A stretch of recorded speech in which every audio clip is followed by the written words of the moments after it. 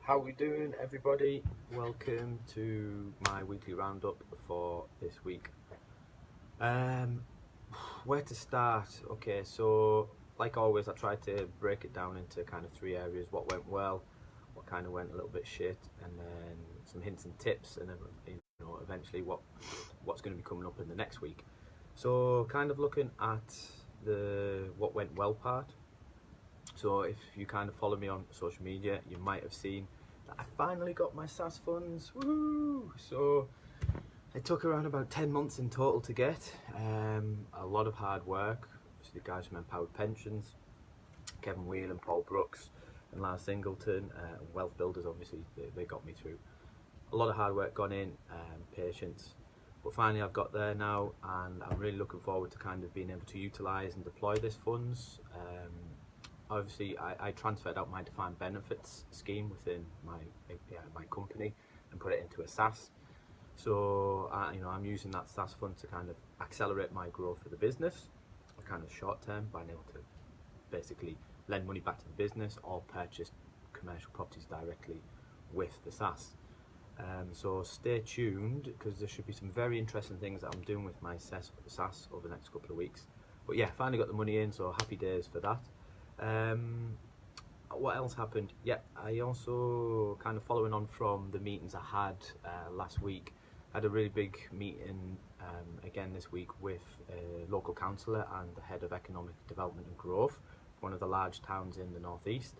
And it kind of really, if you rewind maybe 3-6 months ago, and you told me that I would be working with kind of the real, not the powerhouses, but the people who've got the most influence within a town to kind of help a place regenerate, I would have just kind of laughed at you. But at the moment, I can't believe a kind of the transition that's gone on, and I think a lot of that comes down to your focus, but your belief as well. And I had a really good chat with the head of economics and growth, guy for the council. He was really enthused with what we want to do in general, the vision that we've got, how we want to support urban regeneration, what that looks like for his town. So that's really good. We've got kind of a good buy-in with him, which is important, because obviously if you've got big plans to develop not just one or two in your pipeline, but maybe 3-4 projects, you want to get the buy-in of the local councillors, the head of economic and growth.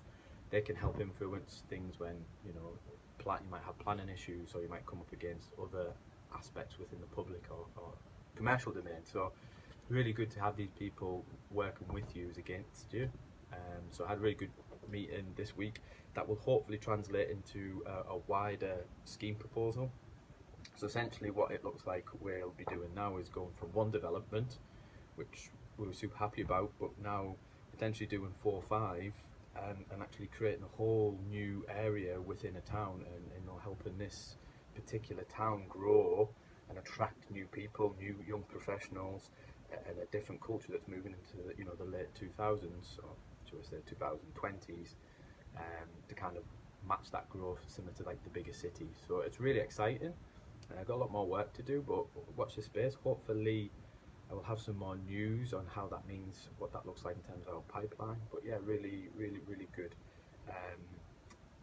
Really good time there. I spoke to the architects again this week, so kind of helping, with that last point, we're putting together a scheme proposal of what a particular street could look like, and we're really using this as the phase 1 part of this town regeneration, and that's the idea, is to as a springboard to show the council and everybody else what's the potential. So they're going to be doing a full building development scheme, so that's quite exciting. As soon as I get some drawings and some pictures, I will share with you. And I think in general, it's really important that you work, in these kind of situations, work closely with your architects and your professionals to make sure that they deliver what's in your head. Trust their skills and their knowledge. The particular architect I'm using has been in and around the city for 30 years. He knows everybody in the council, so he's got the expertise. I'm just trying to deliver a vision through him. So that went well. What else? I also had websites. So we've now managed to launch the USA Island website, which is usa.ie. couple of months ago, decided to try and launch the venture over in Ireland. So I have a founder over there, and we've just kind of been working in the background to get the basics set up. It was kind of like a foundation cornerstone that allows us to then shoot off, start with our investor base, looking for properties, and really getting that credibility there. So just the basics, the bare bones, but we've managed to get there, which is really good. Hopefully, again, we'll start getting some developments coming through.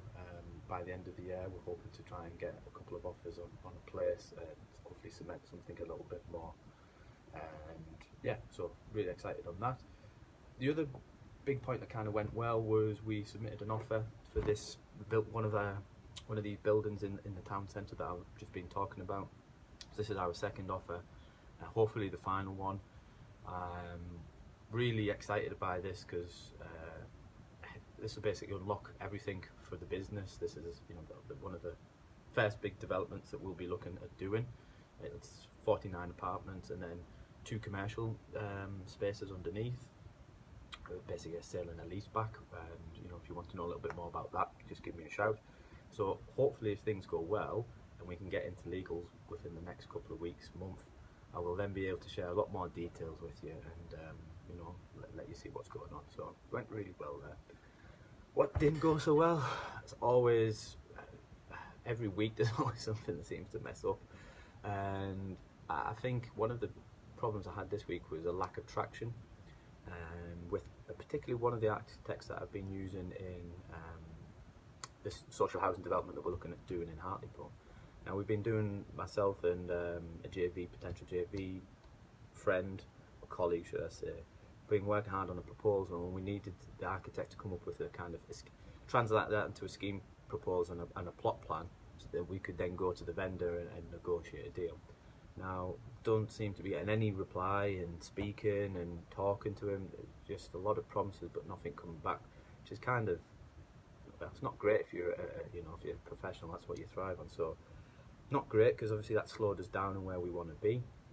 So I've got to now make a decision of how do we keep trying, or do we just look to move on from the architect, which is a shame because the guy, the architect's a fantastic person. It's just unfortunately it's one of those things. Perhaps they're too full of work or whatever. So not great that side of things.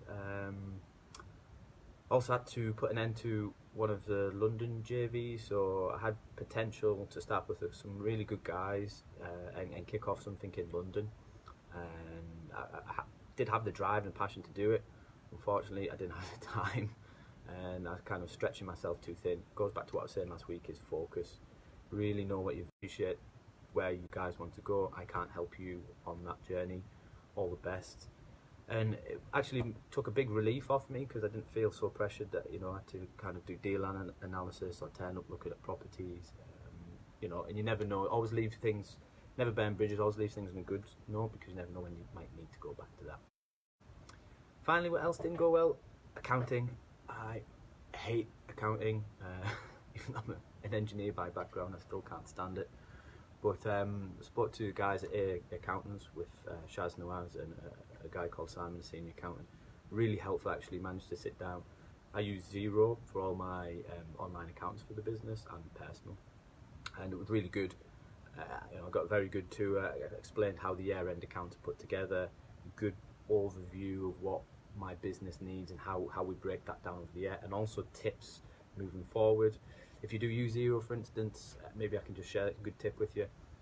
I was keeping a separate file in Google Drives to put all of my kind of accountants, bank statements, mortgage statements, rental statements, everything coming into there. In fact, there's a function within Xero where you can do that, and you can then just break, if you've got properties or developments that you need to keep a track of, you can just create folders, and every time you get something new, just simply put it in the folder into Xero, and it makes things a lot easier. It's much more easy for the accountant and also for yourself. You don't need to kind of worry about collecting all that data at the end of the year. It's just in one place. So yeah, not great for me because I hate having to do all that stuff, but yeah, it was a good experience. In terms of useful hints and tips, I kind of wrote a long article this week, and it was about what I thought was the single most important thing in your property development kind of path or journey, and that's around your pipeline development. So if you haven't checked it out, I would definitely recommend to go read it, because I think it's something worthwhile taking into account wherever you are on your journey as a property developer. And personally, like I said, having a pipeline and having properties or deals and leads coming through your pipeline is the most important thing to becoming a successful property developer. And not only does it, having that pipeline give you the confidence that you've got a payday coming through, a structured payday, instead of having like one development done after every 12 or 18 months and then having to start again. Because who wants to have to wait between 18 months to get paid? I don't want to wait 18 months to get paid, I'll be honest. So you want that constant stream of money coming in. But also on top of that, it de-risks a lot for your business, because all it takes, you have that one project, let's say, and something goes wrong, the builder collapses, they go into liquidation, you have some issues with the weather, timings, you run out of money, and then you don't get paid at the end of that 18 months, and that could then double in budget. It could take another 12 months to come through. You don't want to have that risk or that worry that you're relying on one project to fund everything. If you know that you've got those constant streams coming back through, even if one did go through, you've still got the kind of the safe and the knowledge that the others are going to help pay for that. What I'd say is always, when you're looking to build your pipeline, make sure it's sustainable, and that means being manageable, and also making sure that you reach your business targets. So your business target should be reflected in your property pipeline. What I mean by that is, look at your vision, look at your 1 or 3 year strategy. For instance, let's say you want to get 50 houses within 1 year. You've got your target then, you need to get 50 houses. Now, pipelines normally work in terms of conversion, so let's say it's a 1 in 10. So you're going to need to look at 500 deals potentially to get your 50 houses. Now, how does that break down? That looks roughly about 10 a week. So if you then want to, you've broke that down very simply into your pipeline. You need to get 10 deals coming through a week or to review to be able to hit your 50 properties at the end of the year. And you can then structure using something like a project management tool, Asana or Trello. You can create a board. And for me, it's really important that you're able to visualize your pipeline in one place, and you're able to manage it real time, collaborate with others, especially if you've got other people in your business. So using Asana or something like that, it really helps that aspect come to life. If you want to know how to do that, again, check the long read. I think it's really worthwhile. I should be able to help you out. In terms of what's coming up next week, hopefully I get the offer coming through and something exciting in terms of finally deal moving into legals. Doing a little bit more on blog side and social media. So I'm really trying to ramp up the social media presence for the business. So kind of watch out. You might see me just annoying you way too much. If I am, great. No, if I am, then please let me know. I don't want to annoy too many people, but hopefully we're trying to build a presence on all kinds of platforms, and it's always good to get your feedback and see what you think is working well and what isn't. So have a good weekend. Hope you guys enjoy what's going on. Hope you enjoyed the roundup for this week, and thank you very much. Take care, guys. Please close.